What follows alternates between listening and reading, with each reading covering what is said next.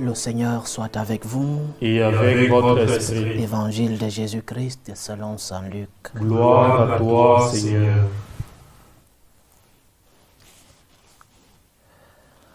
En ce temps-là, de grandes foules faisaient route avec Jésus.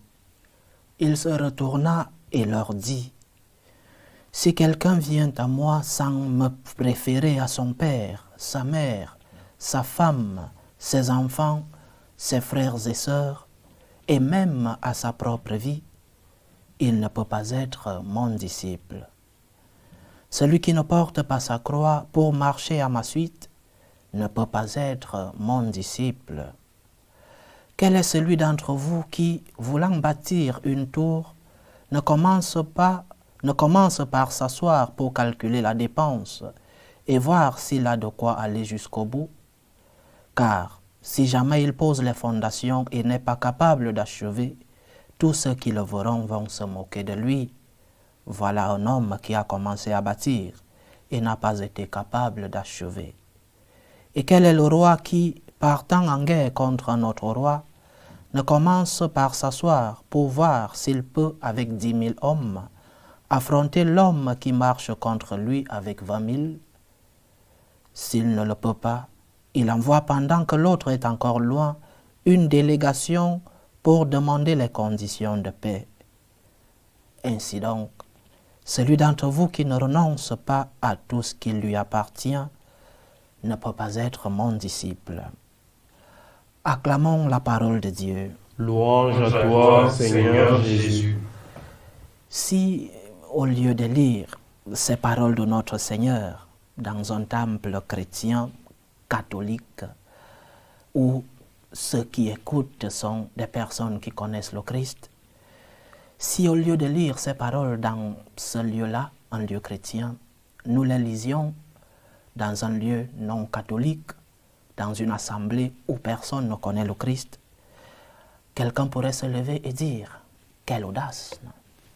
Pour qui se prend-il? Qui est cet homme qui te demande d'abandonner tout ce qui est plus important dans ta vie pour le suivre? Quel est cet homme qui te demande d'abandonner ta famille qui t'est si chère, ton père, ta mère, tes frères et sœurs, pour le suivre?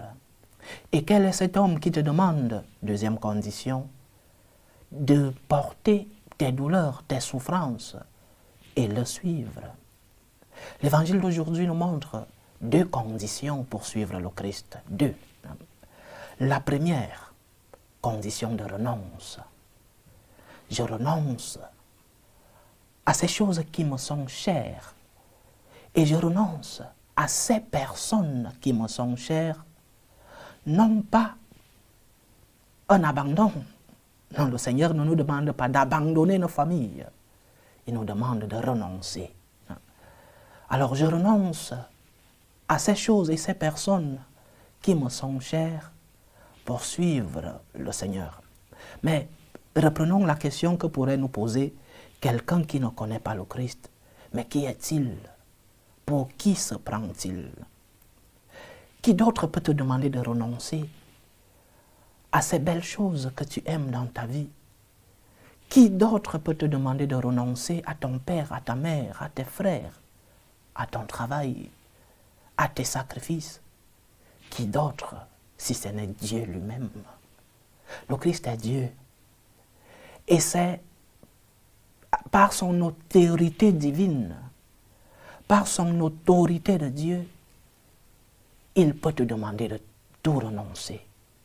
C'est parce qu'il est Dieu qu'il te demande de renoncer pour le suivre.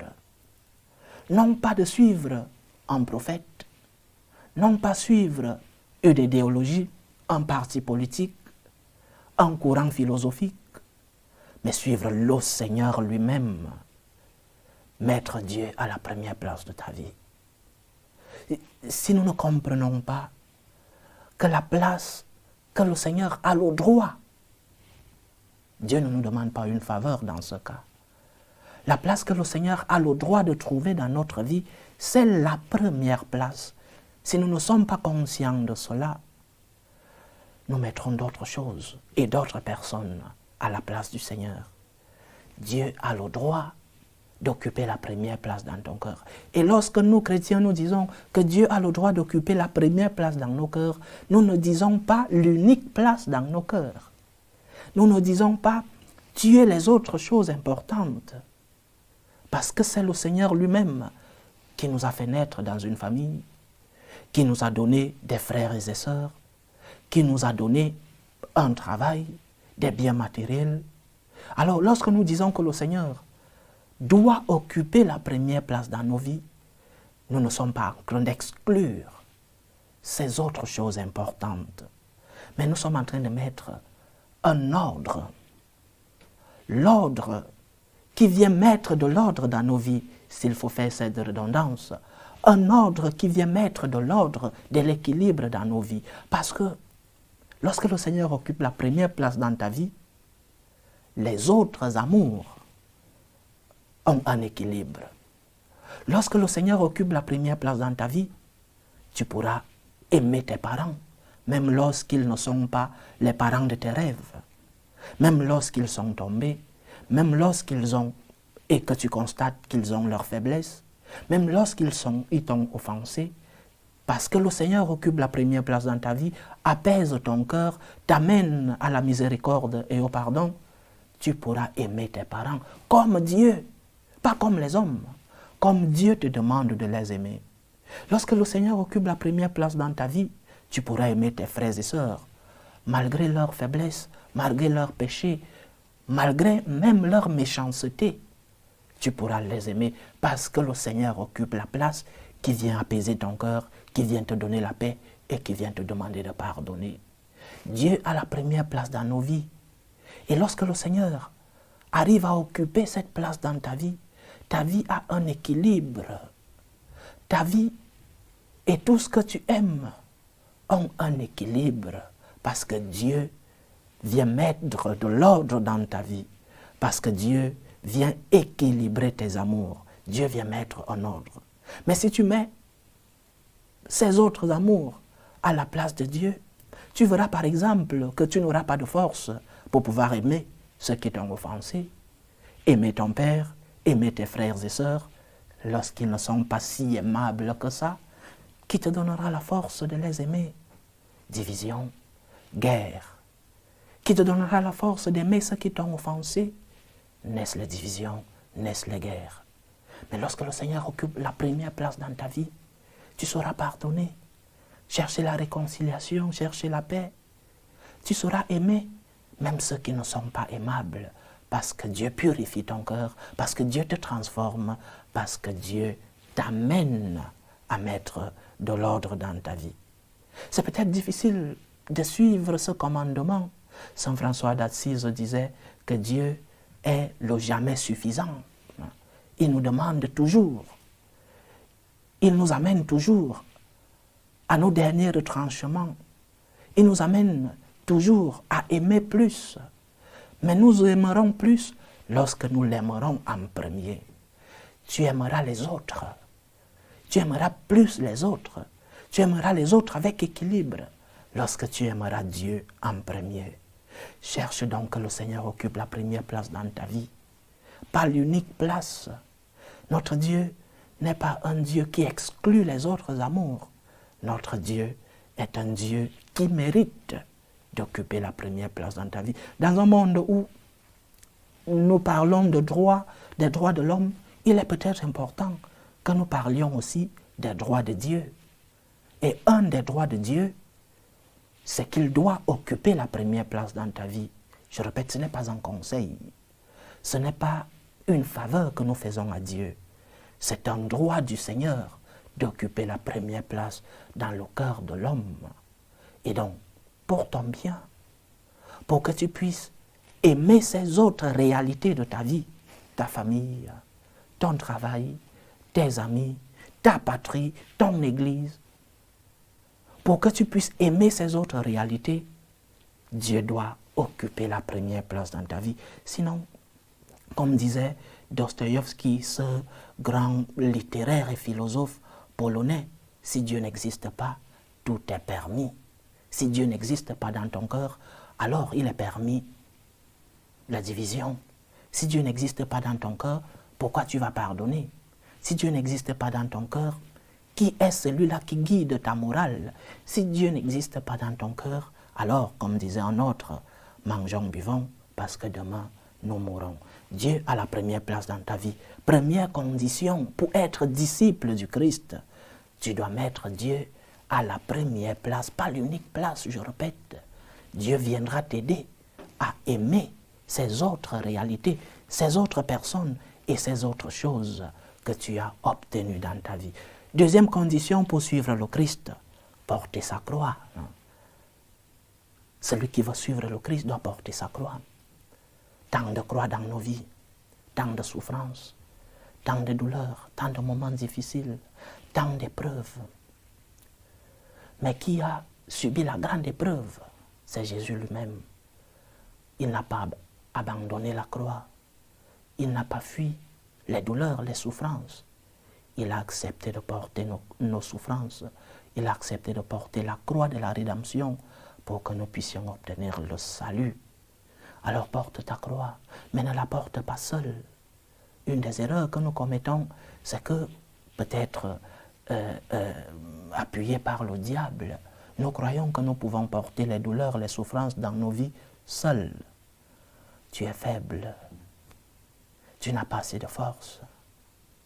Cherche le Seigneur lorsque tu vis des moments d'épreuve.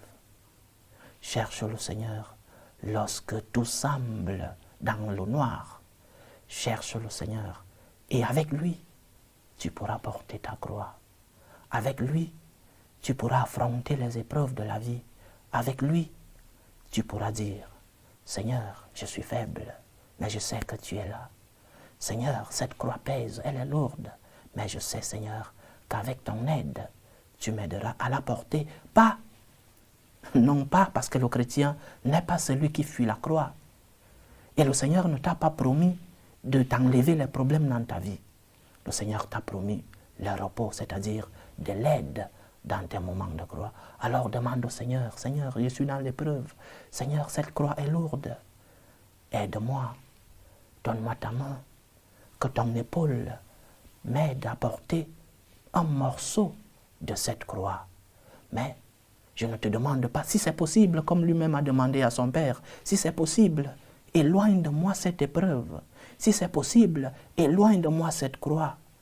Mais ta volonté, Seigneur, aide-moi à porter les épreuves de ma vie. Mais avec toi, Seigneur, je suis faible, mais je ne veux pas la porter seule. Deux conditions pour être disciple du Christ dans ce 23e dimanche du temps ordinaire. La première, Dieu a la première place dans ta vie. Dieu a le droit d'occuper cette place, pas l'unique place, parce que le Seigneur ne vient pas t'enlever ta famille, tes amis, tes loisirs, tes biens. Ce que le Seigneur veut, ce qu'il doit trouver en toi, c'est la place qu'il mérite, c'est-à-dire la première. Il est le jamais suffisant. Il te demandera des choses difficiles, mais avec sa grâce, il t'aidera à les mettre en pratique. Deuxième condition, dans tes moments de croix, demande la grâce du Seigneur. Ne fuis pas la croix, parce que la croix fait partie de la vie, non seulement de chaque être humain, mais aussi et surtout de nous les chrétiens. La croix s'est transformée en instrument de salut. Cet instrument qui était un instrument de malédiction est devenu pour nous un instrument de salut. Alors porte ta croix avec le Seigneur et tu pourras atteindre ce que lui-même il a atteint, la gloire, la résurrection. Que le Seigneur nous aide. C'est comme ça que les saints ont vécu. Les saints ont vécu l'épreuve. Les saints ont vécu des douleurs, des souffrances. Aujourd'hui, où à Rome, il y a canonisation de 2 saints, 2 jeunes, un adolescent, Carlo Acutis, demandons au Seigneur la foi et la force des saints, mais aussi et surtout cette proximité avec Dieu qui a occupé la première place dans leur vie. Que le Seigneur nous aide. Loué soit Jésus-Christ. À jamais.